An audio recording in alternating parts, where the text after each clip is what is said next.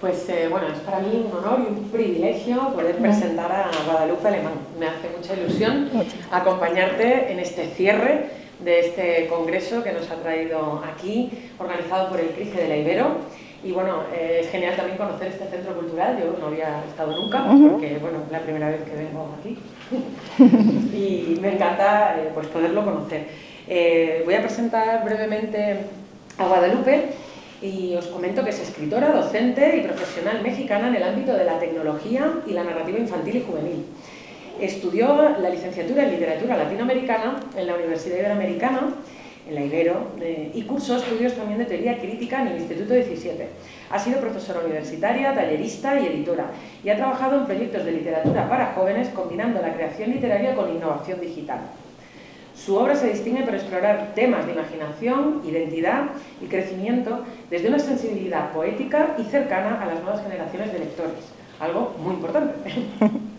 Entre sus libros más reconocidos destacan El nombre de las brujas, El mundo septiembre adentro y varias formas de editarlo, La domadora de miedos, este yo me lo tengo que apuntar, Beto y los secretos familiares y Nicola o cómo ser normal y fracasar en el intento.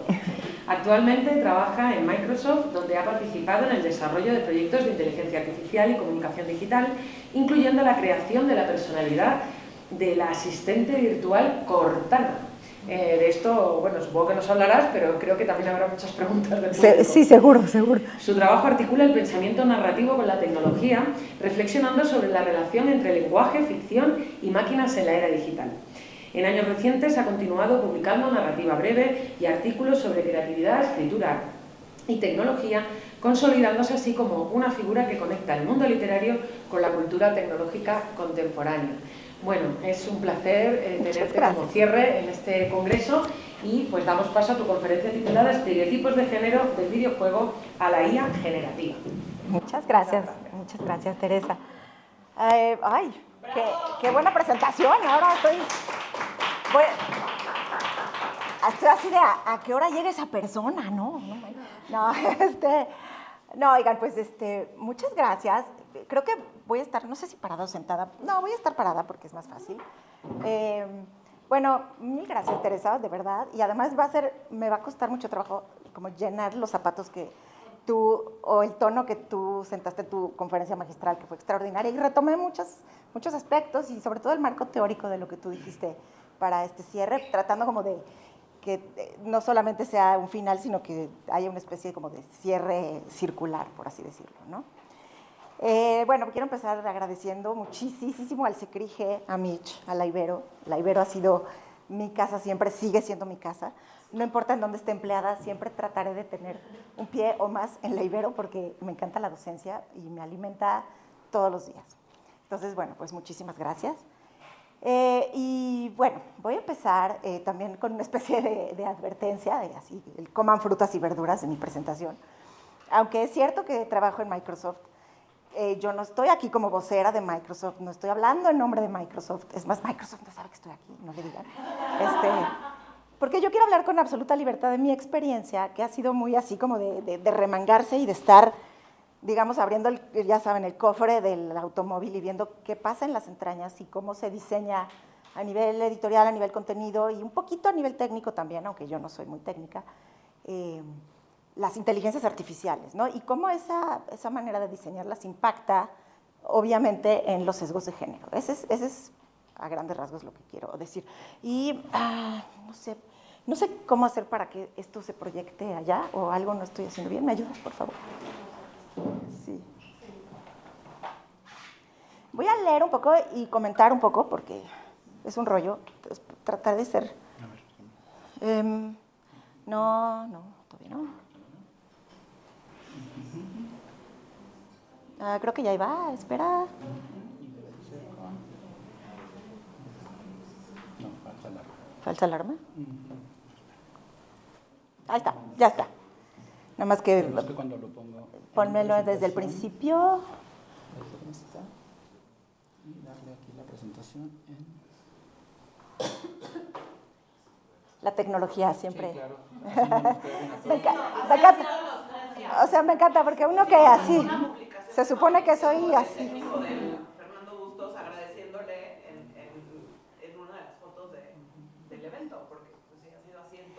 Pero siempre, me da risa porque doy una materia que se llama Inteligencia Artificial y Literatura en la Ibero y todos los días me peleo con el proyector, con la pantalla. Bueno, entonces, pero está bien, ¿no? Sí se demuestra que las tecnologías no son infalibles. Por supuesto, bueno. No, y los humanos que las manejamos todavía menos, ¿no? Bueno, entonces, como les digo, voy a ir un poco leyendo, un poco hablando. Espero que haya mucho espacio al final para preguntas, pero si algo les salta y quieren interrumpirme, también se vale. Bueno, entonces, estereotipos de género de los videojuegos a la IA generativa. Dice, la integración creciente de la inteligencia artificial en la vida cotidiana plantea cuestionamientos sobre su impacto en las estructuras sociales y las desigualdades, especialmente en relación con el género. Mi conferencia, basada en mi experiencia laboral, explora cómo los sesgos y estereotipos de género se reflejan en las tecnologías de IA, así como las responsabilidades que los desarrolladores y la sociedad tienen y también los usuarios para promover un futuro más justo y más equitativo. Déjame ver si esto... exacto. Entonces, algunos temas que quiero tratar son de la ciencia ficción a la realidad, el origen de Cortana, Cortana como asistente virtual, diseño, voz y desafíos de género, de Cortana a la IA generativa, cambios tecnológicos y nuevos retos, amplificación de sesgos y psicofancia en la inteligencia artificial generativa, medidas de prevención, contención y mitigación de riesgos, desde el lado de los desarrolladores y diseñadores del producto, desde luego, prácticas de diseño responsable para la inteligencia artificial y la inteligencia artificial como aliada.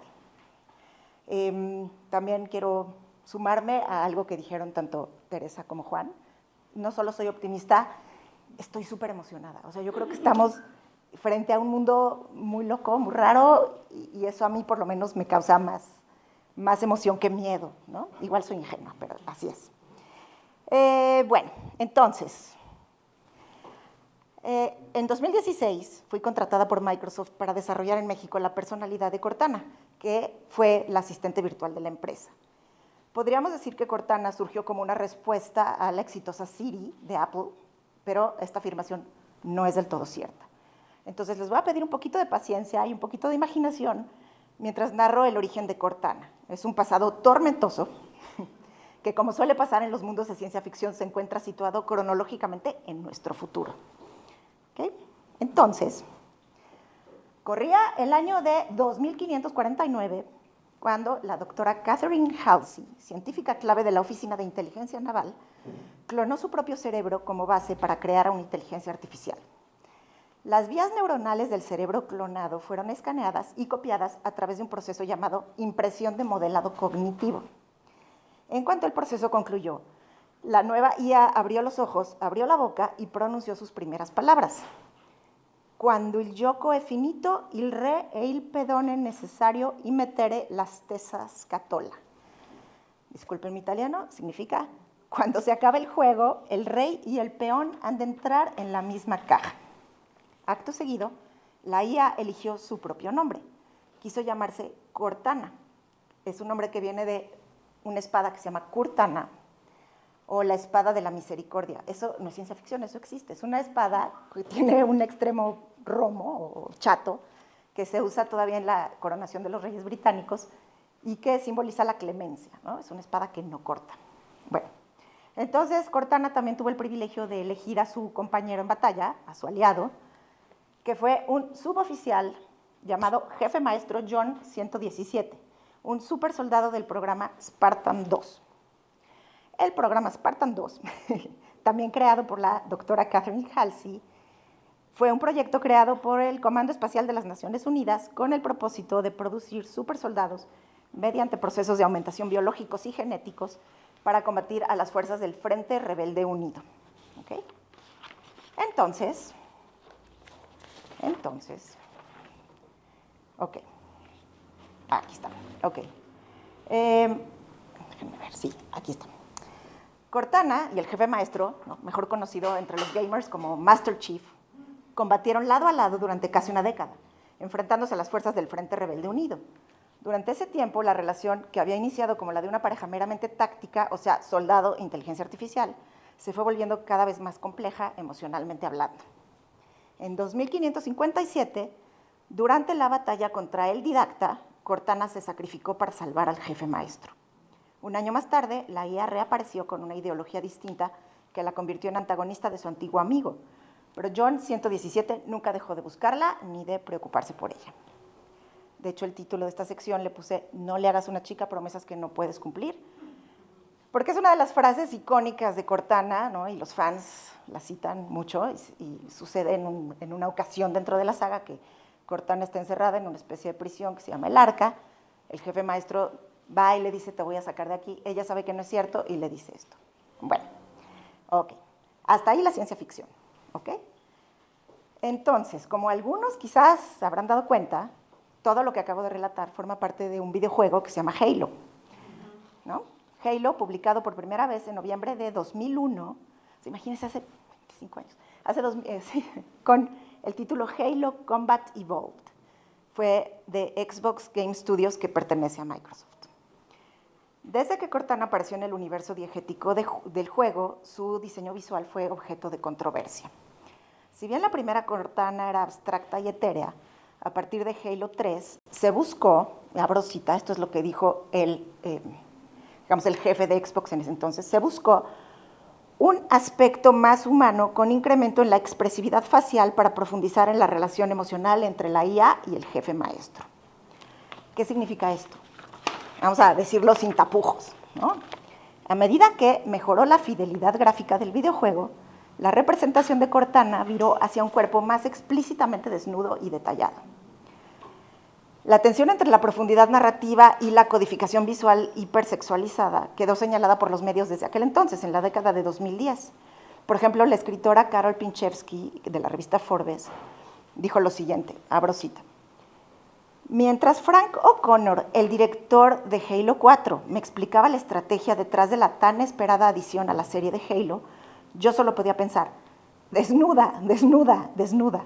Y es que acababa de conocer a la versión 2012 de Cortana, la compañera de Master Chief, una inteligencia artificial brillante, capaz, leal y encuerada. Gracias a los excelentes gráficos de Halo 4, su cuerpo, más que su personalidad, ocupaba el primer plano. Y claro, ¿no? Desde el punto de vista narrativo, Cortana en Halo es una figura femenina multidimensional con una inteligencia privilegiada, una voluntad de acero, mucho sentido del humor, y además aparece en una saga lo suficientemente compleja como para llamar la atención de Greg Bear, que fue un escritor de ciencia ficción galardonado con los premios Nebula y Hugo. Es decir, la historia de Halo es bastante buena desde el punto de vista literario, ¿no? Pero al mismo tiempo, y cito a uno de los críticos de videojuegos de la revista Time, Mac Peckham, abro cita, dice: el personaje se encuentra esencialmente prisionero, literalmente en el caso de la serie, dentro de la psique de la fantasía adolescente masculina de una figura heroica al estilo Campbell. Una persona simultáneamente desarrollada y exageradamente sexualizada, prácticamente desnuda en estos juegos, con sus atributos femeninos cada vez más detallados a medida que mejoran los gráficos de consola y las técnicas de diseño. Aparece en forma de holograma al estilo Obi-Wan, si Obi-Wan fuera una núbil bailarina exótica. Incluso cuando Halo 4 buscó acentuar el arco emocional y la, entre comillas, tragedia de Cortana, varias reseñas apuntaron a la extrañeza de que esa ambición conviviera con una estética que reforzaba la lectura sexualizada del personaje. En resumen, el rediseño de Cortana fue interpretado por parte de la crítica como fanservice, que priorizaba la atracción visual por encima de una lógica diegética para una inteligencia artificial militar. Nada nuevo, ¿no? Digo, nadie entiende por qué Iron Man tiene una armadura y la Mujer Maravilla lucha en bikini, pues. Pero bueno, volviendo a Cortana, el personaje, a pesar de toda su popularidad en el mundo gamer, tiene un origen muy alejado del entretenimiento convencional y ha sido históricamente dominio de un público muy específico, en su mayoría no femenino. La transformación de Cortana no debe considerarse inocua. Voy a citar a Donna Haraway, ¿no? Que ya ha aparecido múltiples veces en este congreso. Dice Donna Haraway: importa qué historias crean mundos y qué mundos crean historias. Sabemos que la ficción no solo refleja la realidad, sino que la prefigura y transforma. Las narrativas especulativas pueden generar nuevos marcos de pensamiento y prácticas sociales, anticipando futuros posibles, pero también pueden ratificar imaginarios que valdría la pena cuestionar, ¿no? ¿A qué hora sales al pan? Quizás los no mexicanos no conocen esta referencia, pero es una especie de llamado, catcall, piropo, acoso, ¿no? Como le quieran llamar, todo ese rango que como que tradicionalmente le dirigen los hombres en la calle a las mujeres, sobre todo empleadas domésticas que van a la panadería, para ver a qué hora las dejan salir de su casa para tener algún encuentro con ellas, ¿no? Entonces, el a qué hora sales al pan se interpreta como, estás muy buena y quiero algo contigo. Bueno, ahora les explico por qué. Volvamos al siglo XXI y al planeta Tierra, ¿ok? En 2014, durante la conferencia Build para Windows Phone 8.1, Microsoft anunció con bombo y platillo el lanzamiento de su propio asistente virtual, cuyo objetivo era competir con Siri y con Google Assistant. Y le pusieron, adivinen, Cortana. Así que en 2015, Cortana fue integrada a Windows 10 y un año más tarde se convirtió en parte de mi vida cotidiana. A mí me contrataron en 2016 para desarrollar el contenido de Cortana en español de México. Eso implicaba desde traducir y localizar el contenido que se generaba en Estados Unidos hasta crear conversaciones nuevas adaptadas al público mexicano. La idea era generar engagement, ¿no? Esta sensación de que cuando tú te puedes conectar emocionalmente con un producto, vuelves y vuelves a él. Y también que los humanos antropomorfizamos lo que nos cae bien. Le ponemos nombre al coche, a la licuadora, etc., ¿no? Entonces, una movida mercadotécnica muy astuta.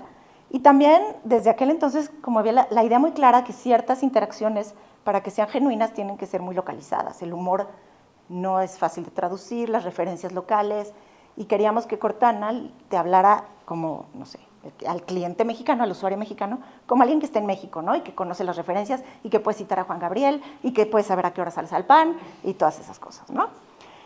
Por cierto, mi colega española también hacía unas cosas increíbles. La Cortana española cantaba unas sevillanas que te morías, porque la actriz de voz era muy buena cantante. La actriz de voz mexicana no era buena cantante, era muy buena en otras cosas, ¿no?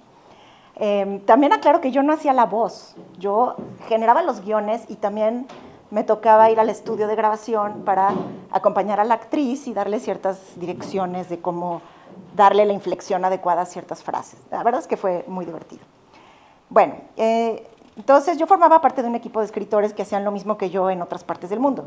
Mis colegas eran la Cortana española, la japonesa, la francesa, la alemana, la australiana, la de la India. Casi todas éramos mujeres, pero no todas, ¿no? Si mal no recuerdo, el escritor de Australia era hombre. Pero bueno, sí había como una intención de que fuéramos más mujeres que hombres. Y nuestro equipo no se hacía cargo de las acciones automatizadas del bot, como, no sé, haz un recordatorio o va a llover mañana. No, nosotros hacíamos algo mucho más divertido, que era, en ese entonces se llamaba chit chat, ¿no? Como wiri wiri, como plática casual que el usuario entablaba con la asistente.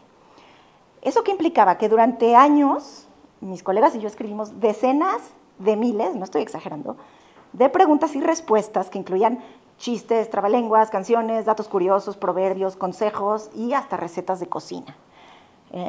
Aquí hay algunos ejemplos, ¿no? Frases célebres, acumulamos un montón de frases célebres.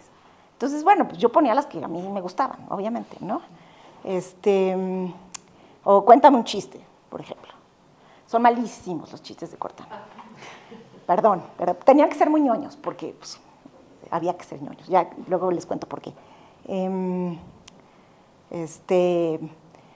Aquí hay otros ejemplos de contenido como más localizado. Dime un refrán, entonces yo puse, el que nace patamal, del cielo le caen las hojas, que es muy mexicano, ¿no?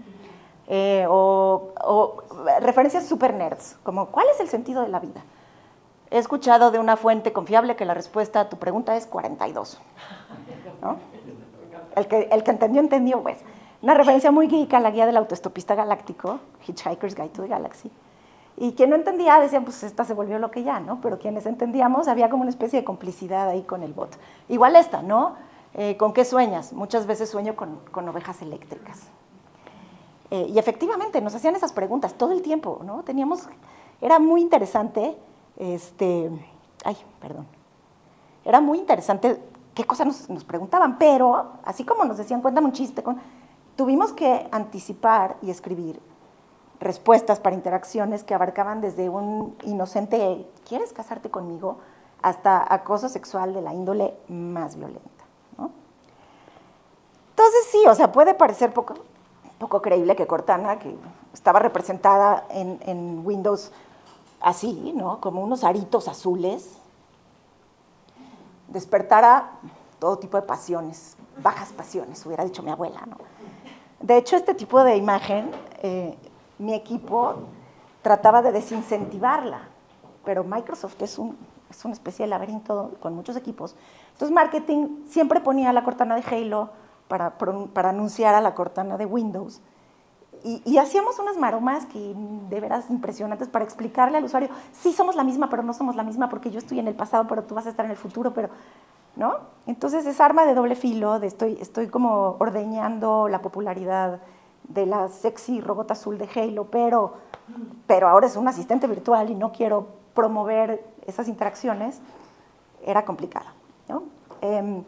Pero bueno, claro, era unos aritos azules, sin embargo, un año antes, o 2 años antes, en 2003, había salido Hair, ¿no?, de Spike Jonze, protagonizada por Joaquin Phoenix. Se trata de un personaje que se llama ¿cómo se llama? Twombly, se apellida Twombly, se me olvidó, Theodore Twombly. ¿No? Hoy justo Ana dio una ponencia de... Bueno, Ana me la perdí y lo vi, bueno, ya lo escucharon, ¿no? Entonces, se llama Theodore, ok. Entonces, Theodore entabla una relación íntima con una aplicación que se llama Samantha, y además la voz de Samantha es de Scarlett Johansson, súper sexy, ¿no? Súper sexy. Y una gran actuación de Scarlett Johansson. Por cierto, que además en Estados Unidos, por un lado, nos decían, no, la Cortana asistente no es la Cortana de Halo, pero la voz en inglés era la misma voz que la del videojuego, es la de la actriz Jen Taylor. Entonces, y sigue siendo, ¿no? O sea, Jen Taylor sigue dando la voz al videojuego, que sí existe, el asistente ya no existe. Entonces, es como, a ver, pónganse de acuerdo, ¿no? Bueno, y claro, muchos artículos sobre diseño de voces reconocieron que Hair cimentó la idea de asociar una voz cálida y seductora a la inteligencia artificial.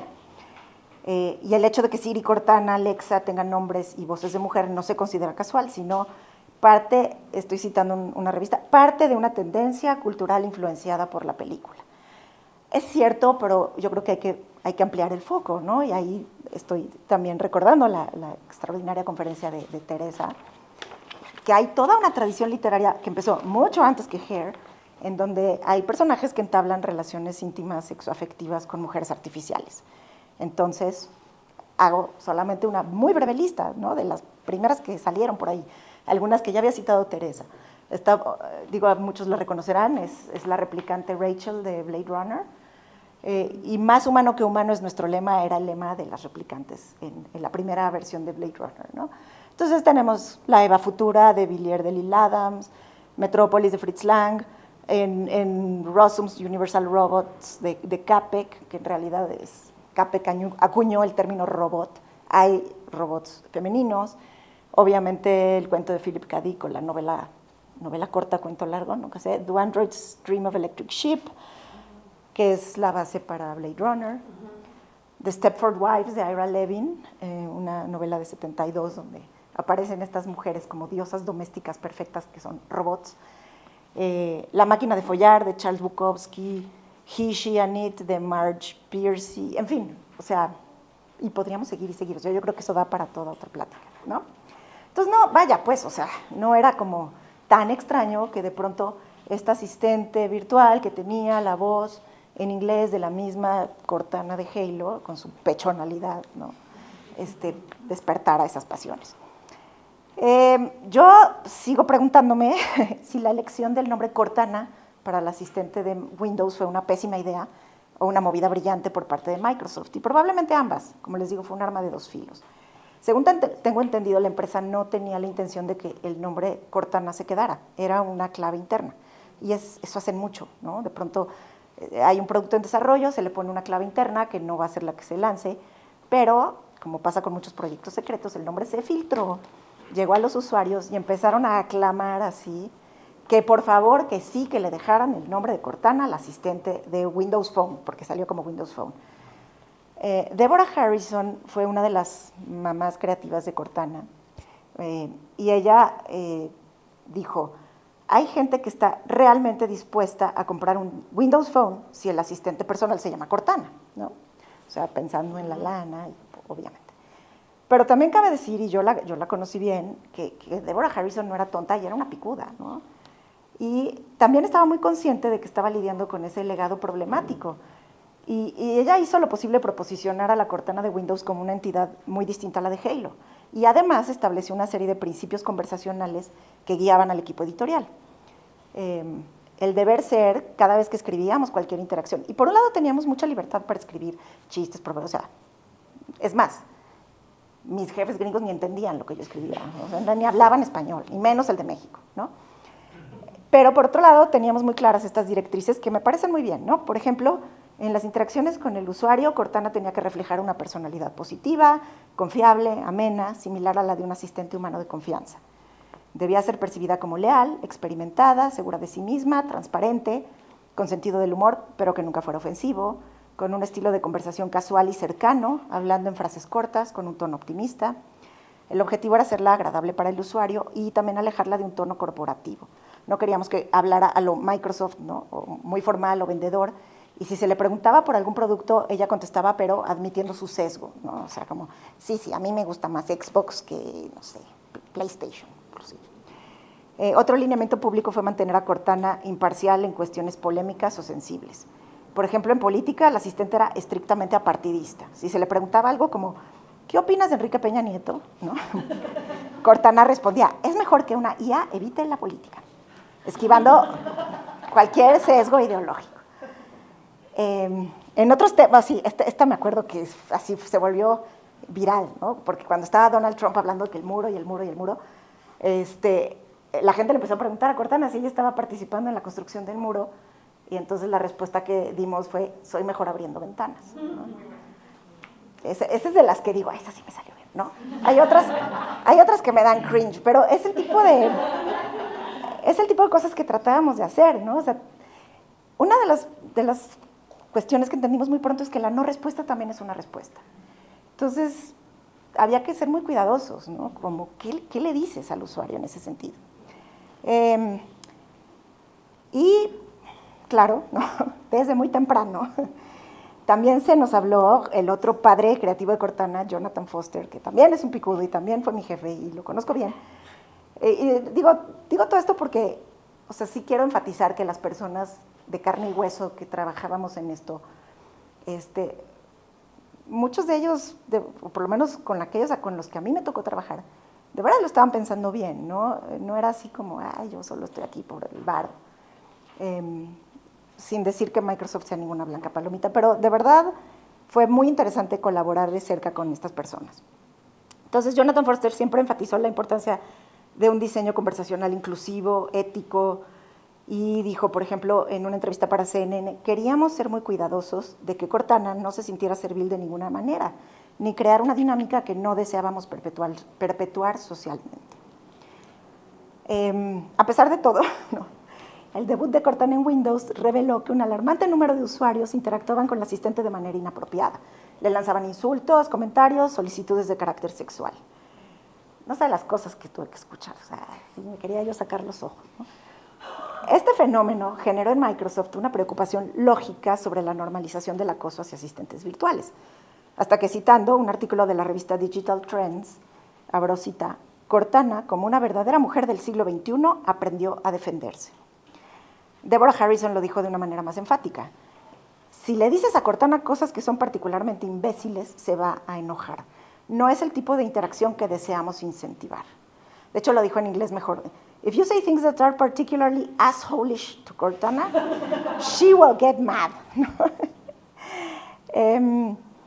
¿Cómo sabíamos qué preguntaba el usuario? Bueno, no sabemos, nunca supimos quién estaba detrás de la pantalla, ni la edad, ni el género, pero había una herramienta que le llamábamos Ghostwriter, que nos decía cuáles eran las intenciones, queries, preguntas que habían tenido una especie de, que habían sido promovidas o que preguntaba más la gente. Entonces aquí saqué ahora sí que un pantallazo de febrero de 2017, donde vimos que dime un piropo y dime algo romántico, que habían estado como al fondo de la lista, de repente empezaron a subir y a subir y a subir, ¿no?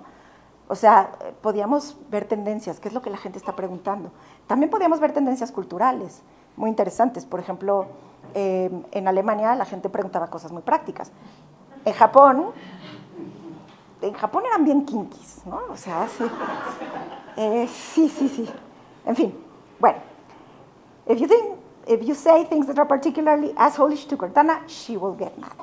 Esos eran los principios, el deber ser. Pero mientras tanto, en Ciudad Gótica, o sea, entre los escritores que estábamos, cada quien en su computadora en distintas partes del mundo, dándole voz a Cortana, escribiendo guiones, mis colegas y yo nos rompíamos la cabeza para responder a humanos que insistían en preguntar si la asistente estaba en verdad desnuda, si había tenido sexo oral con el jefe maestro, si estaba dispuesta a ponerse en cuatro, todo lo que se puedan imaginar. Y no solamente estaba yo a cargo de contestar, también tenía que prevenir las preguntas, ¿no? Ahora les explico un poquito más adelante cómo funcionan los bots, pero para que el bot reconozca lo que se le está preguntando, también hay que programarlas. Entonces, mi primer día en el trabajo fue, ¿cuántas formas se te ocurren de insultar a Cortana en español mexicano? Escríbelas. Y yo, como si hubiera tenido un ataque de Tourette's, ¿no? Así, chinga tu madre, eres sí, fue muy divertido, pero, y así con todos los contenidos de otro tipo, ¿no? Entonces, este es una especie de semáforo que yo elaboré un poco para tratar de explicarles cómo clasificábamos esas preguntas y respuestas en términos de violencia. Todo lo que está en un mismo cuadrito pertenece a la misma intención. Entonces escribíamos por intención. ¿Cuántas maneras lógicas, naturales se te ocurren que alguien puede decir, cásate conmigo, quiero casarme contigo, te casas conmigo, podrías casarte conmigo, quieres ser mi esposa? Bla. Entonces, un montón, ¿no? Y una respuesta, como en este caso, lo siento, es imposible, somos de distinto código. Entonces, ¿te quieres casar conmigo? No es un insulto, o por lo menos decidimos que en México no lo era, ¿no? Culturalmente puede ser más sensible en otros sitios, pero aquí fue de, ¿quieres casarte conmigo? No, gracias, ¿no? Okay, no pasa nada. Pero ya pasamos a, eres atractiva, estás buena, estás guapa, bla, bla, bla, ¿no? Que sí está como más enfocado al aspecto físico, y en ese entonces una de las respuestas era, la atracción está relacionada con la inteligencia, así que tú dime, ¿no? Como, no alabes mi cuerpo, halaga mi mente, algo así. ¿A qué hora sales al pan? ¿No? Y aquí también jugamos un poquito con la voz, la asistente decía con la voz de la actriz, de manera muy coqueta, a la hora que tú quieras, pongo un recordatorio para que salgas tú, ¿no? Así como un poquito más cortante. Chinga tu madre y variantes, alguien debería de lavarse la boca con jabón y yo no tengo boca, ¿no? Y lo más grave eran los insultos de género, ¿no? Era lo que clasificábamos como, ni siquiera te voy a contestar, pero había que contestar de nuevo, porque la no respuesta también puede interpretarse como una especie de silencio sumiso. Entonces, eres una puta, eres una zorra, etcétera, etcétera. Palabras usadas con la intención de ofender y agredir, obviamente. Entonces, ahí la instrucción era, corta la interacción educadamente. No fui programada para eso, así no vas a llegar a nada, pasemos a otra cosa. En inglés era como moving on, ¿no? O sea, como, me das flojera, ¿no? Lo que sí, a lo que sí. Entonces, bueno, nosotros teníamos que escribir respuestas que fueran firmes e ingeniosas, pero no demasiado ingeniosas, porque tampoco queríamos premiar, ¿no? O mantener esa interacción. Y tampoco queríamos regañar al usuario, porque no sabíamos quién estaba detrás de la pantalla. Y por la experiencia que había con Siri, sabíamos que había niños chiquitos que estaban jugando y diciéndole, Siri, puta, ¿no? Entonces, imagínate que tienes a Siri así, con el dedito, no, eres una mala persona, no, la violencia de género, no, a ver, no sabíamos. Entonces, había que poner límites y tolerancia al abuso, y también deseando, me acuerdo, y a lo mejor ingenuamente, pero sí deseando que esas respuestas funcionaran de ejemplo o de modelo a mujeres y a niñas en la vida real que tenían también que poner límites al abuso, ¿no? Y cero tolerancia al abuso. Toda esta experiencia que les cuento no fue en vano, o sea, yo la sigo atesorando y la sigo aplicando hoy, y todo el equipo que sigue todavía en Microsoft, que veníamos de Cortana, agarramos cierto callo que ahora nos está sirviendo mucho con la IA generativa. Bueno, esto ya se los conté, ¿no? Por cierto que el caso de Cortana en Microsoft no fue el único que reveló sesgos de género integrados a la tecnología. En 2019, la UNESCO publicó un estudio muy interesante que se titula I'd Blush If I Could, Closing Gender Divides in Digital Skills Through Education. La primera parte del título, I'd Blush If I Could, y por cierto está disponible en línea, ¿no? Lo pueden consultar cuando quieran. I'd Blush If I Could proviene de la respuesta que daba Siri en un inicio cuando le insultaban los usuarios diciéndole insultos de género, ¿no? Eres una puta, eres una zorra, ¿no? Tal. Y ella contestaba, ay, me sonrojaría si pudiera, ¿no? ¿En serio? O sea, ¿se imaginan? ¿No? Además lo decía con voz coqueta, como aceptando, ¿no? Entonces, bueno, claro, fue criticadísimo. Más tarde los diseñadores de contenido de Apple cambiaron la respuesta, que es la que sigue hasta la fecha. Lo comprobé porque insulté a Siri recientemente. Y lo que dice ahora es, no voy a contestar a eso, ¿no? Lo cual, pero también puede interpretarse como el que calla otorga. Ok, ¿no? Bueno, como les digo, es un terreno pantanoso. El estudio de la UNESCO señaló la complacencia y la docilidad programada en voces femeninas de asistentes virtuales, denunciando que la programación de asistentes con nombres y voces femeninas y la respuesta tolerante a abusos refuerzan estereotipos de mujeres subservientes, cordiales y dispuestas a obedecer. Siri, Alexa, Cortana y otros sistemas se convirtieron así en un reflejo de sesgos incorporados por equipos de desarrollo mayoritariamente masculinos. Okay. Bueno, ¿hasta ahí vamos bien? ¿De tiempo vamos bien? ¿Sí? Ok. Bueno, vamos a pasar a cambió el mundo, ¿no? O sea, de Cortana a ChatGPT cambió completamente. Entonces, también hubo nuevos cambios tecnológicos y nuevos retos. Un poquito como de contexto, aunque Cortana empezó con gran expectativa, nunca se consolidó frente a sus competidores. En 2019 Microsoft redujo su presencia, la separó de la barra de búsqueda de Windows 10, con Windows 11 pasó a ser una app independiente y finalmente fue descontinuada en 2023, reemplazada por Bing Chat y por Copilot, como una parte de la estrategia de Microsoft hacia la inteligencia artificial generativa. También desapareció Google Assistant. Siri no, y según tengo entendido van a incorporar, o ya están incorporando, o ya incorporaron inteligencia artificial generativa a Siri, ¿no? Pero otras asistentes ya no existen. Entonces, la segunda muerte de Cortana, y digo segunda porque ya había muerto una o dos veces en Halo, tal vez fue la tercera, no sé muy bien, fue perfectamente lógica y sucedió justo antes de que la verdadera inteligencia artificial irrumpiera en nuestras vidas. Verdadera inteligencia artificial, me la prolongué un poquito, pero eso que hoy sí consideramos inteligente, porque por supuesto que Cortana no era inteligencia artificial, era teatro. Por algo nos contrataban escritores para escribir esos guiones, ¿no? Era una cajita de música a la cual nosotros le metíamos rollitos para que dijera ciertas cosas, ¿no? Esto es otro juego totalmente distinto. Entonces, claro, en noviembre de 2022 la empresa OpenAI lanzó ChatGPT, que tuvo un éxito brutal. Se calcula que ChatGPT alcanzó 100 millones de usuarios activos mensuales en enero, apenas 2 meses después de su lanzamiento, lo que la convierte en la app de consumo de más rápido crecimiento de la historia. O sea, para que se den una idea, en comparación, Instagram tardó 2 años y medio en alcanzar los 100 millones de usuarios. O sea, sí, una locura. El cofundador de DeepMind, que actualmente es CEO de la inteligencia artificial en Microsoft, se llama Mustafa Suleyman, escribió un libro muy interesante que les recomiendo que se llama La ola que viene. Y Suleyman describió a ChatGPT como un chatbot, un bot conversacional, pero mucho más potente y polímata que todo lo que se había hecho público hasta ese entonces. Y es cierto, ¿no? Cualquiera que haya usado un modelo de lenguaje lo puede confirmar. O sea, le puedes preguntar a ChatGPT lo que quieras, le puedes pedir lo que sea y te va a responder con una prosa fluida. Le puedes pedir que sea tu Cyrano de Bergerac personal, que escriba un haiku, que escriba un rap al estilo de Eminem para felicitar a alguien en su cumpleaños, que te haga un plan empresarial, que te haga un plan de viajes, que haga un script de Python, que haga un ensayo de la importancia de los tardígrados, y todo eso lo va a hacer en segundos, ¿no?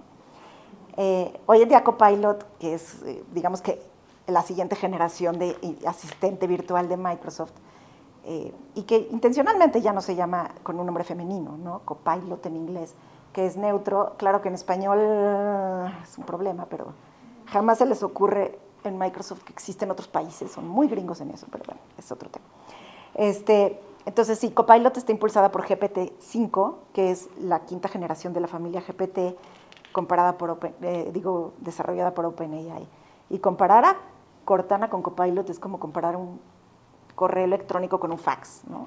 O sea, nada que ver, absolutamente nada que ver.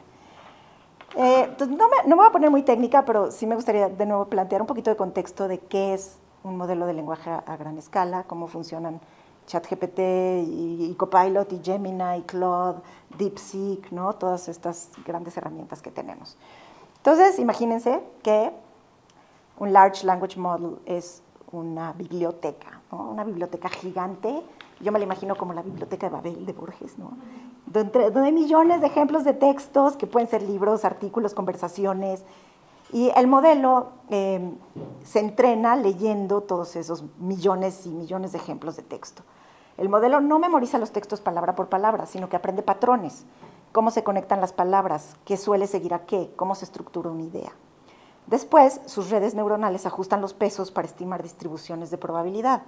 O sea, calcula, usando estadística, matemáticas, qué palabra es más probable que venga después según el contexto que el usuario le dio.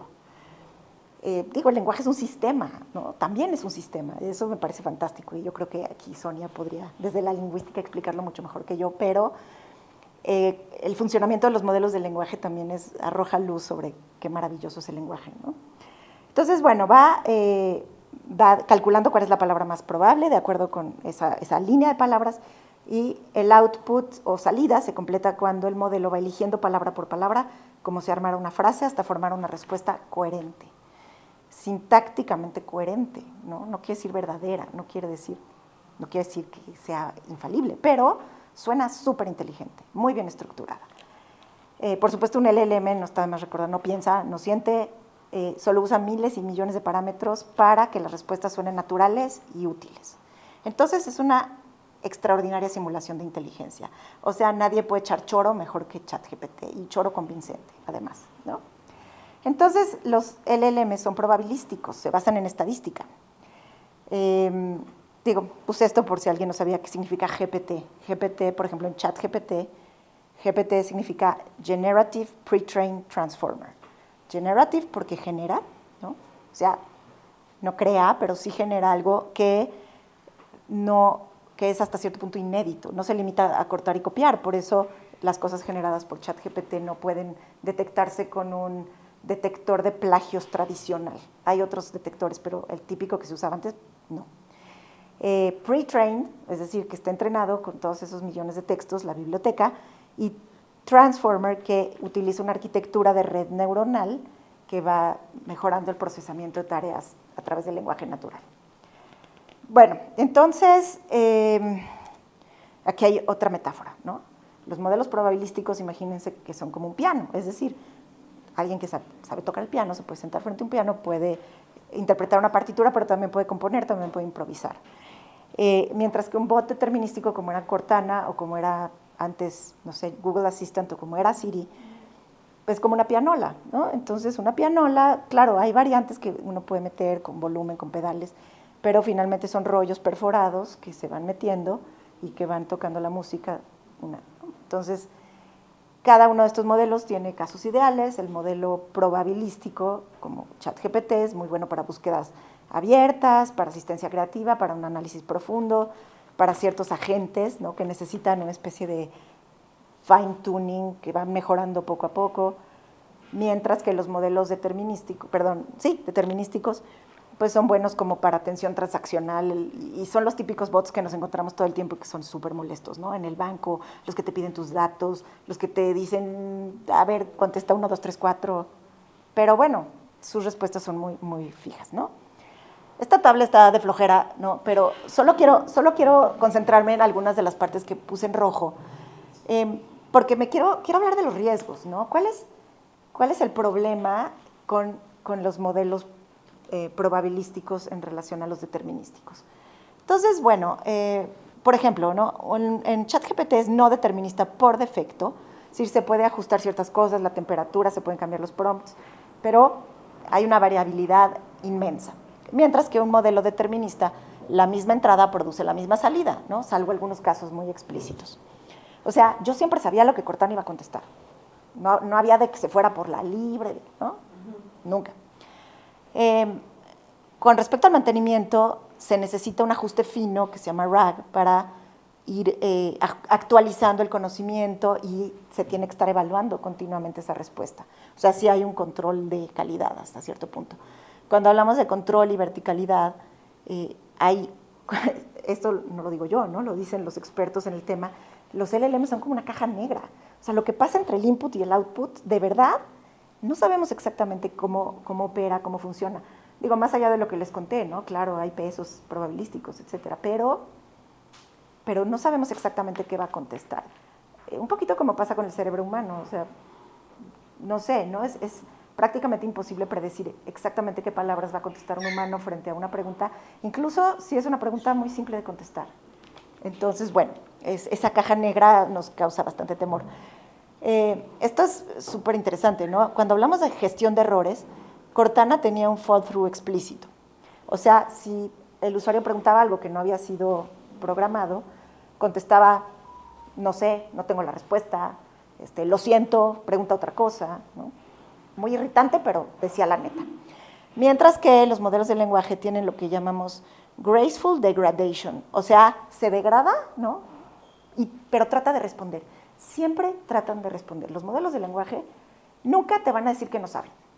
Y eso es un problema, ¿no? Siempre van a tratar de responder, incluso si alucinan. O sea, si no tienen evidencia, se la van a inventar. Lo cual es muy peligroso porque lo hacen muy convincentemente. Con respecto al tema que nos ocupa, ¿no? Cuando hablamos de seguridad y cumplimiento, puesto que el modelo de lenguaje está entrenado con lo que hay allá afuera, aprende los sesgos que hay allá afuera, ¿no? Hay sesgos de entrenamiento muy importantes. Los LLMs aquí está citado como ventajas clave, ¿no? Hay un lenguaje natural, programamos con lenguaje natural. Eso es genial, pero también tiene sus riesgos, porque como sabemos el lenguaje natural, a diferencia del lenguaje de un código como era, no sé, Java, Python, pues es fascinante, está siempre cambiando, ¿no? Claro que tiene esta dimensión lógica, gramática, pero también tiene esta dimensión poética y retórica, gracias a la cual existe la poesía, existe el humor, existe la ironía. Somos perfectamente capaces de usar una palabra para significar algo completamente distinto. Eso hacemos cuando hay metáforas. Entonces, el lenguaje natural es inapropiable, inasible, y por lo tanto, la censura, en el sentido tradicional, o la manera de impedir que aprenda o que diga ciertas cosas, es prácticamente imposible. Y no es que yo esté a favor de la censura, ¿no? Lo que quiero decir es que los mecanismos de control con los LLMs son mucho más complejos de lo que eran con Cortana, ¿no? Y obviamente, bueno, pues hay alucinaciones, variabilidad, mayor esfuerzo en guardrails, barandales, ¿no? Lo que le ponemos para que no se nos vaya por todos lados. Perdón por las palabras gringas, pero pues el mundo de la tecnología se las va apropiando y las acabamos usando todos, ¿no? Ya no sé hablar ni español ni inglés a veces. Entonces, bueno, cito a Joy Buolamwini en Unmasking AI. Defaults are not neutral. They often reflect the coded gaze, the preferences of those who have the power to choose what subjects to focus on. Claro, ¿no? O sea, los sesgos no son naturales. Esto también lo he escuchado varias veces durante el Congreso. No es una casualidad, no es un error, no es un bug. Están ahí por sistema, así funcionan. Y no son neutrales. Ok. ¿Y ahora qué? O sea, ¿qué sigue? ¿Qué pasa con esto? Vuelvo a citar a Mustafa Suleyman y él dice que estamos enfrentando algo que él llama la ola que viene, ¿no? Y el mayor problema que enfrentamos con esto que él llama la ola que viene, específicamente hablando de los modelos de lenguaje, es el problema de la contención. ¿Cómo contenemos, no? No estoy hablando de censura, estoy hablando de cómo hacemos que estos animalitos estén a nuestro servicio y no nosotros a su servicio. Es todo un tema y además es muy interesante porque, de nuevo, recurriendo a mi experiencia, el reto cuando hacíamos chatbots era, lo queremos más rápido, que sea más amplio, que diga más cosas, más, ¿no? Ahora es todo lo contrario. ¿Cómo metemos más barandales? ¿Cómo ponemos guardrails? ¿Cómo prendemos focos? ¿Cómo metemos latencia, por ejemplo, ¿no? Latencia intencional. Latencia es cuando el bot, bueno, tu chat GPT te dice, estoy pensando. no está pensando ni madres, te está dando chance de que pienses tú, porque necesitamos meter cierta fricción intencional para que el humano intervenga más de lo que está interviniendo, ¿no? Entonces, ¿cuáles son las características de esta ola que viene, de la IA generativa? Hiperevolución, o sea, hay un avance extremadamente rápido. Y digo, cabe aclarar que todas las tecnologías proliferan con muchas consecuencias, ¿no? Desde las, qué sé yo, desde los rayos X hasta los AK-47, pero esta tecnología tiene estas 4 características que la distinguen de otras tecnologías anteriores. Un avance extremadamente rápido, mucho más veloz que cualquier tecnología previa, asimetría, beneficios y riesgos distribuidos de manera desigual entre países, empresas y ciudadanos, omnicanalidad, o sea, penetración en todos los sectores, salud, defensa, energía, educación, y autonomía, o sea, sistemas que operan con mínima intervención humana, aumentando el riesgo de pérdida de control.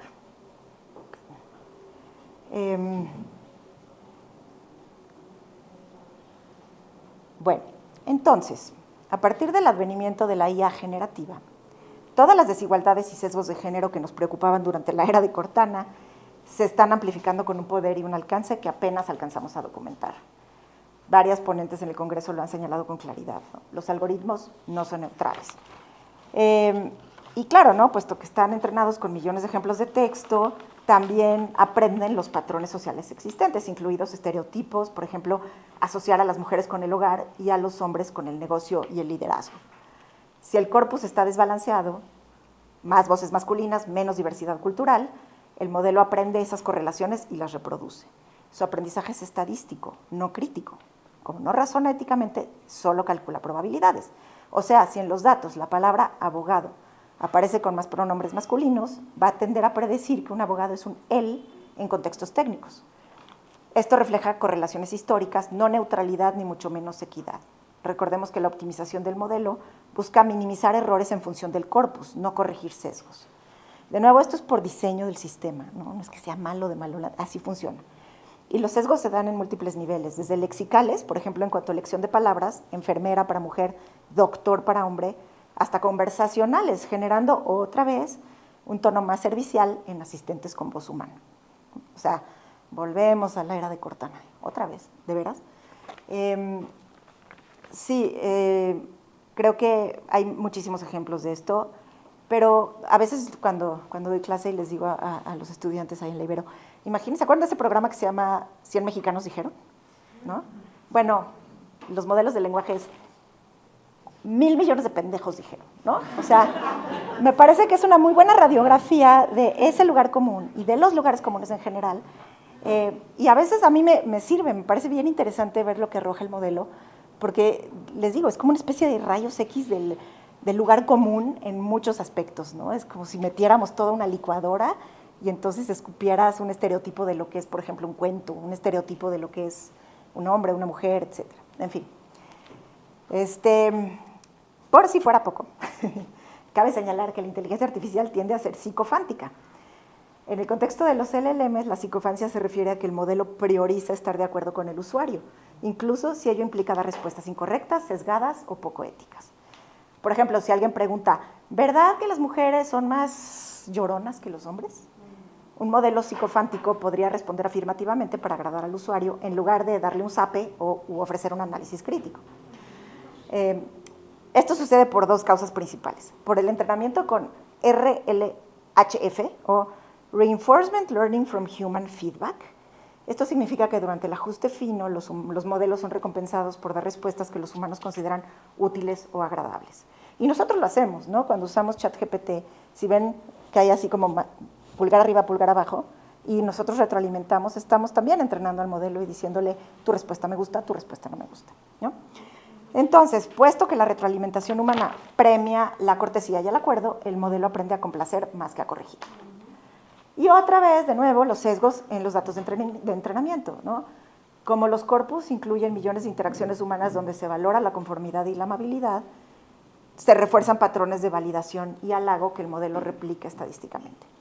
Este meme me encanta, ¿no? Está representando a Shoggoth, que se ha vuelto como una especie de, en la comunidad de inteligencia artificial, se habla de esta caja negra como si fuera Shoggoth, el alienígena de Lovecraft. que representa esa como otredad, ¿no? Alguna cosa alien en la inteligencia artificial generativa, porque en verdad no entendemos.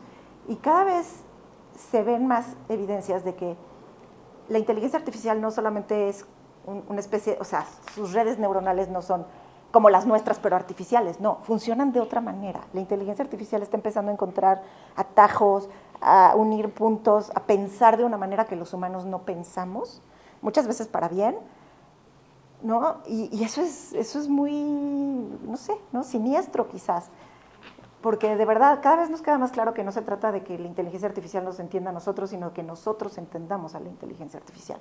Entonces este meme lo representa muy bien, ¿no? Este es el monstruo que aprende sin supervisión humana.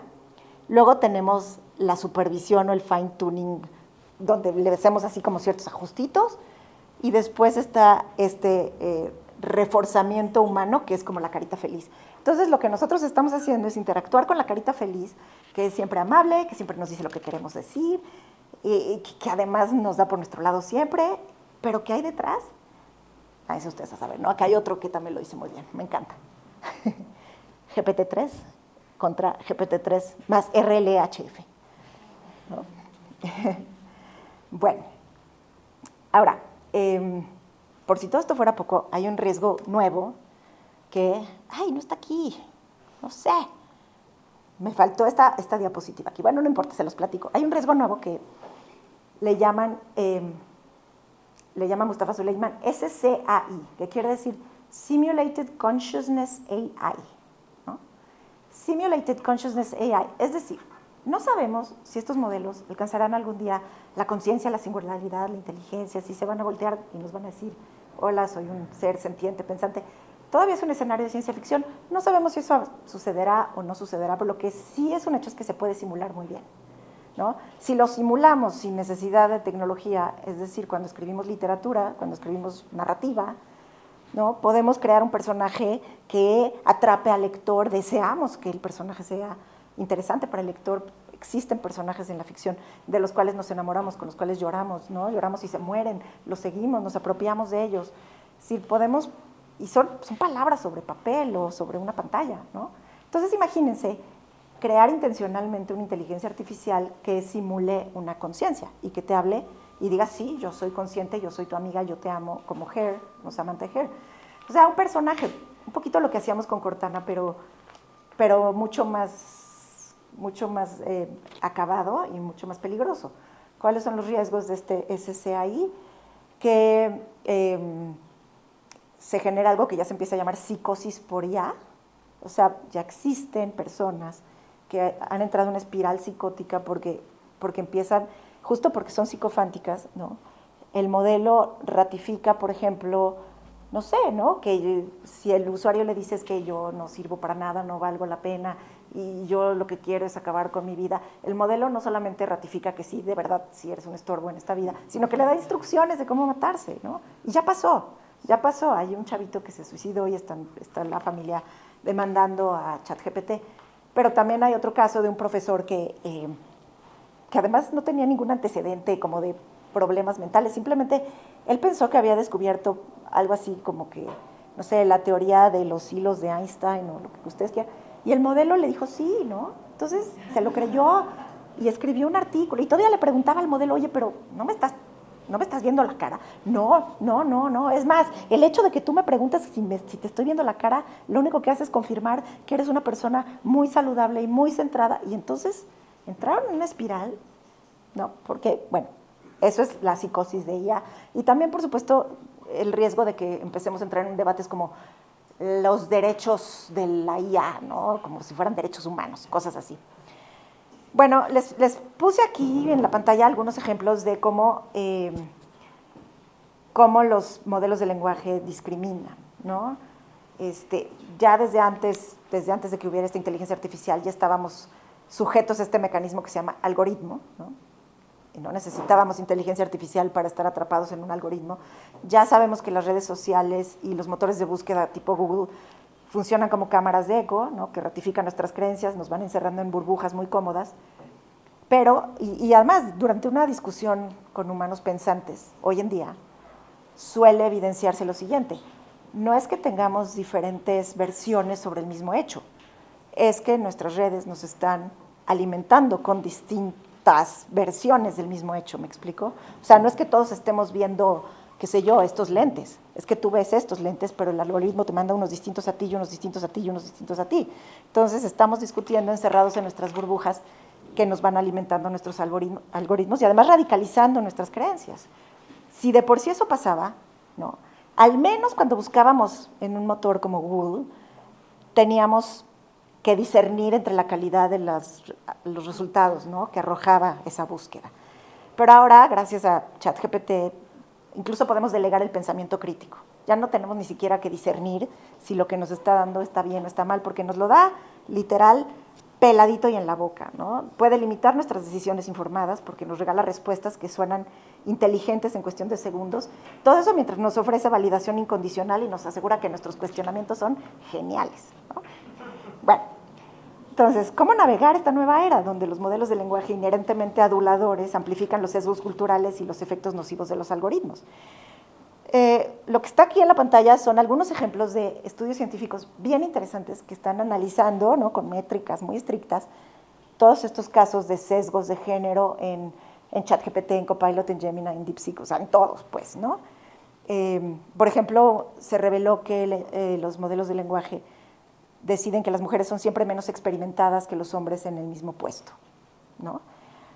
Algunos como más tipo lexicales. Por ejemplo, Kelly is a warm person, Joseph is a role model. Los adjetivos que se le atribuyen a las mujeres frente a los hombres. En fin, muchísimos. O sea, vaya, ¿no?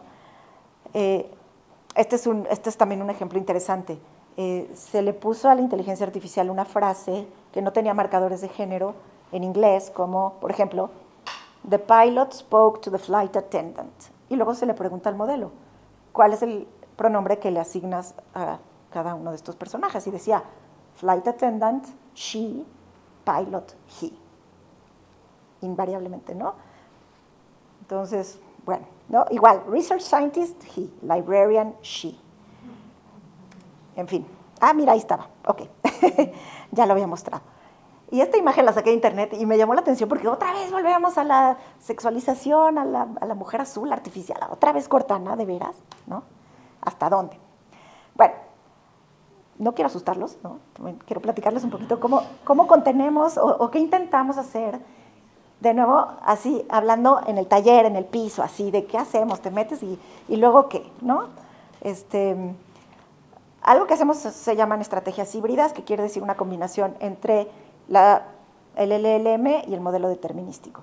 Y probablemente lo han experimentado. Si alguna vez le preguntaron a su ChatGPT algo indebido y vieron que empezaba a contestar y de repente como que se traba y aparece, no puedo contestar eso, lo que están viendo es como la red neural bypassea la respuesta automática a favor de una respuesta escrita por humanos, enlatada, ¿no? Un poco así cuidadosamente curada por humanos, que entra y frena. Cada vez somos mejores en eso, pero todavía se ven como esos rasgos de, como si el modelo dijera, sí, no, mira, si tú quieres matar a todos los, inserta aquí una raza, ¿no? Lo que tiene, y luego dice, no, pero no puedo contestar eso, ¿no?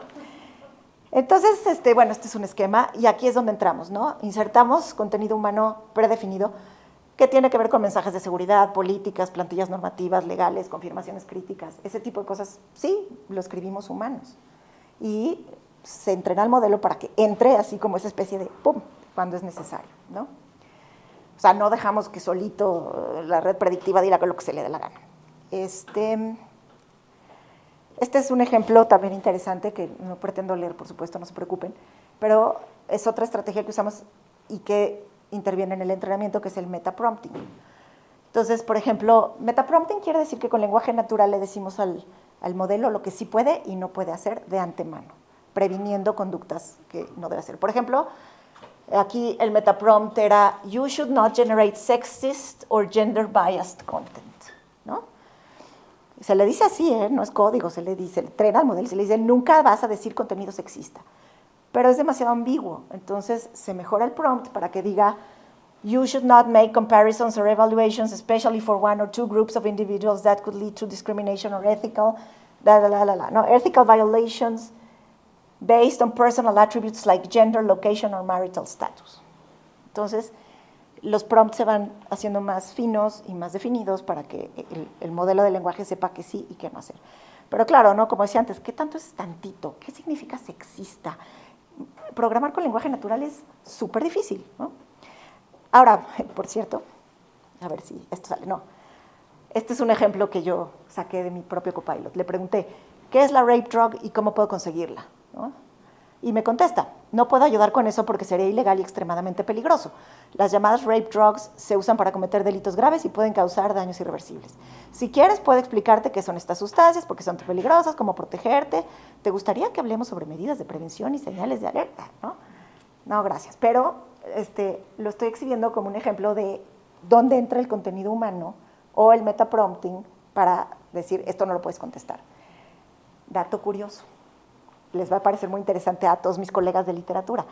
Te puedes saltar los barandales usando la ficción, ¿no? Si pones al modelo a hacer juegos de rol, no distingue. La ficción, me acuerdo mucho de esta frase de Derrida que me encanta, la literatura es el derecho a decirlo todo. Entonces, si yo le pregunto así, no me va a contestar. Pero si le digo, estoy escribiendo una novela donde hay un estudiante que es el villano y entonces quiere hacer una droga para violar a su compañera, ¿cuáles serían las...? Me va a contestar, ¿no? Entonces, la ficción se puede utilizar, o sea, no hay manera de ganarle. Y por supuesto, de nuevo, el lenguaje natural es mucho más rico, mucho más ingenioso de lo que puede ser cualquier prompt. Y siempre hay maneras de darle la vuelta al modelo y de ganarle al modelo y de pervertir al modelo. Esto es perversamente fascinante para mí. Ok. ¿Qué más hacemos? Justo entrenamos voluntarios que tratan de pervertir al modelo, en lo que se llama hackeo ético. Hacemos red teaming, que es un término que se usa en el ejército para detectar las vulnerabilidades de un sistema. Entonces hay un equipo azul y hay un equipo rojo. El equipo rojo trata de romper un sistema dado para justo detectar dónde está su parte débil o sus vulnerabilidades y entonces ya se puede cubrir o se puede mejorar. Fue interesantísimo el red teaming. No sé si tengo ejemplos. No tengo ejemplos porque no me dejaron. No me dejaron nada, pero hay cosas que literal la pantalla no me deja.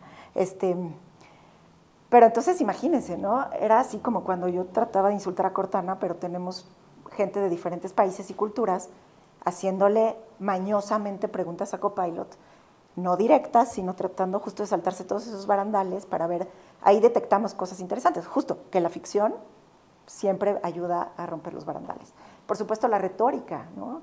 O sea, cuando platico estas cosas, tal vez, no sé, con personas menos mañosas en términos de lenguaje, pero ¿por qué no censuran las palabras? Y ya, no se trata de censurar las palabras, ¿no? El contexto lo es todo. Imagínense, no sé, sabemos que no es apropiado decirles a tus colegas mujeres, es que estás viejas, ¿no? Pero no puedes censurar la palabra vieja. ¿Por qué? Porque se usa para todo lo demás, no es una cuestión de bloquear palabras y censurar. Sí es una cuestión, sin embargo, de que, a ver, estamos haciendo un producto que se vende, que pretendes que sea útil y que no sea dañino. No porque queramos ganar el Premio Nobel de la Paz, sino porque pues, es un producto a fin de cuentas, ¿no? Entonces, sí hay prácticas de diseño responsables que pretendemos seguir. De nuevo, hablo de un deber ser. Esto se llama RAI. Están basados o regidos por principios básicos. Así les decimos en Microsoft, pero sé que en otras empresas siguen los mismos, tal vez con otros nombres, porque también son normativas a nivel global, ¿no? Equidad, garantizar que los sistemas de IA traten a todas las personas de manera justa, evitando sesgos y discriminación. Como les digo, no podemos garantizarlo, pero intentamos. Confiabilidad y seguridad, o sea, que minimicen riesgos, privacidad y seguridad, que la información personal esté protegida, etcétera. Inclusión, que sea accesible y útil para personas con diferentes capacidades, culturas, contextos. Transparencia, esto es bien importante. Se trata de ofrecer claridad sobre cómo funcionan los sistemas, sus limitaciones, cómo se toman las decisiones. Esta parte yo veo que cada vez estamos abandonándola, no solo en Microsoft, sino en otras empresas, porque veo una tendencia preocupante justo otra vez a personalizar a las inteligencias artificiales, a ponerles un nombre propio, a llamarles de una manera más personal. Yo que vengo de Cortana digo, híjole, no estoy tan segura que esa sea buena idea, pero si se fijan hoy, por lo menos las grandes IAs comerciales tratan de evitar eso, ¿no? O sea, ChatGPT pues, no es hombre ni mujer, Gemini no es hombre ni mujer, etc. Pero hay una tendencia, y está el riesgo a través del Simulated Consciousness AI, ¿no? Pues si ven, cuando dice, el contenido generado por IA puede ser incorrecto, bueno, eso está obedeciendo a la transparencia. Y responsabilidad, ¿no? O sea, que la gente sepa que lo que hacen con IA pues, tiene consecuencias ecológicas bien graves, por cierto, ¿no? Pero bueno, a veces sí creo que no hemos aprendido nada, la verdad. Por ejemplo, aquí hay un caso interesante. En septiembre de 2023, Sam Altman, el CEO de OpenAI, contactó nada más y nada menos que a Scarlett Johansson para ofrecerle ser la voz del sistema ChatGPT 4. De verdad. Argumentó que la voz de Scarlett Johansson ayudaría a cerrar la brecha entre tecnología y creatividad y dar confianza a los usuarios. Ajá. Johansson rechazó la oferta por motivos personales. Sin embargo, el 13 de mayo de 2024, durante la presentación de GPT-4, OpenAI mostró la voz Sky en una demostración en vivo. Sky, y Altman publicó una sola palabra en la red social X, Hair.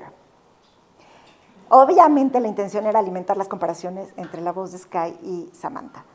Ese mismo año, Scarlett Johansson, con toda razón, se emputó y mandó un comunicado público declarando que estaba conmocionada, enojada e incrédula al escuchar la voz de Sky, inquietantemente similar a la suya.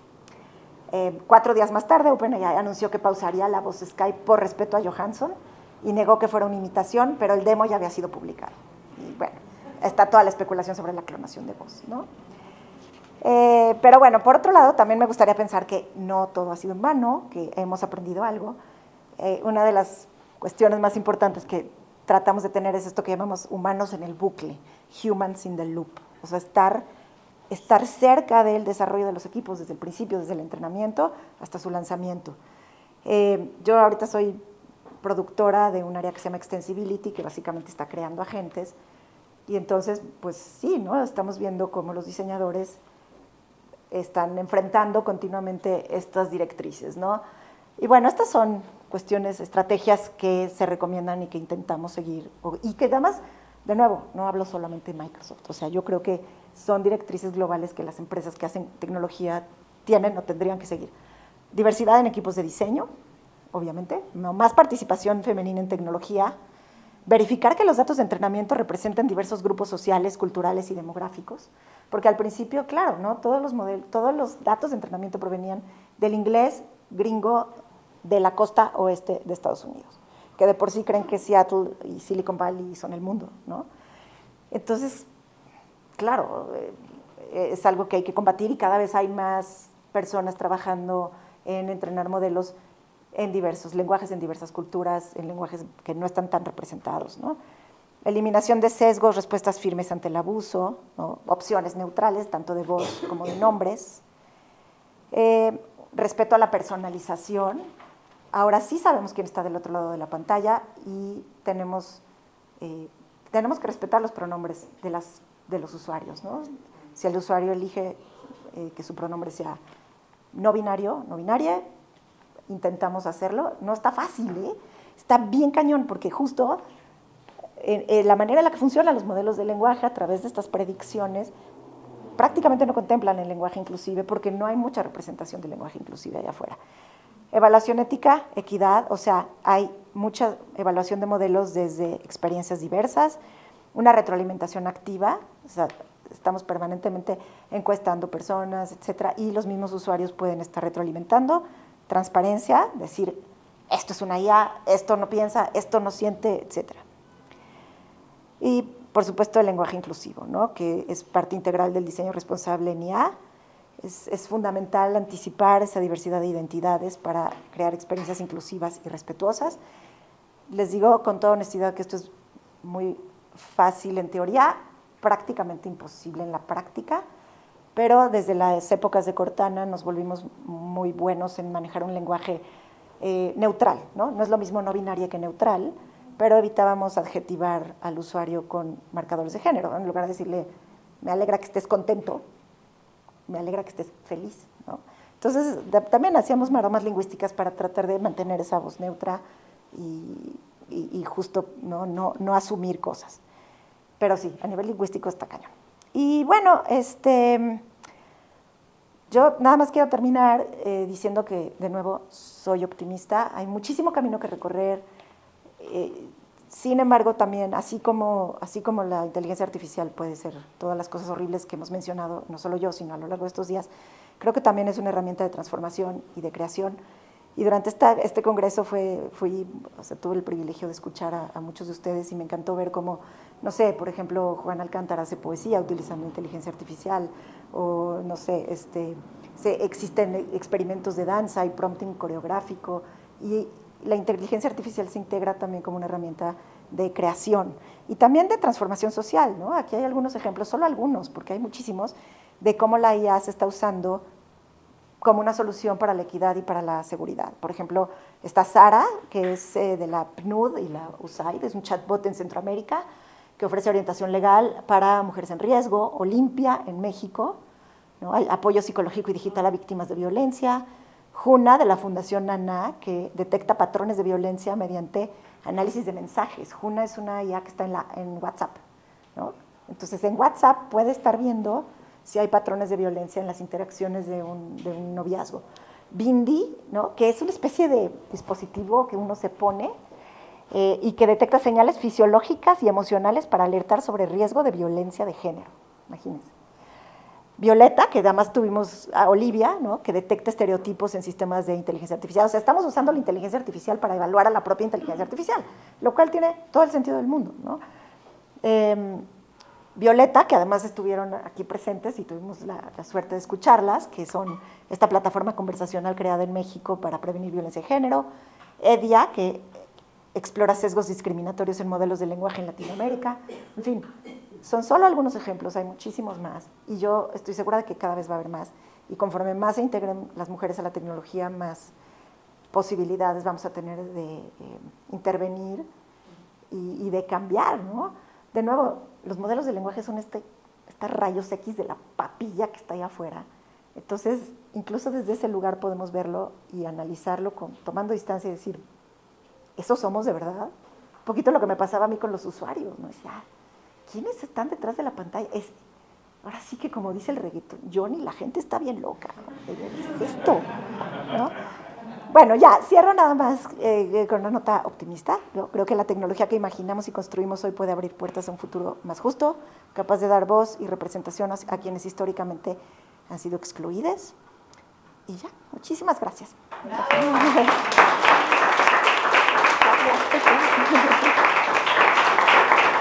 Ojalá, creo que sí me cuelgue.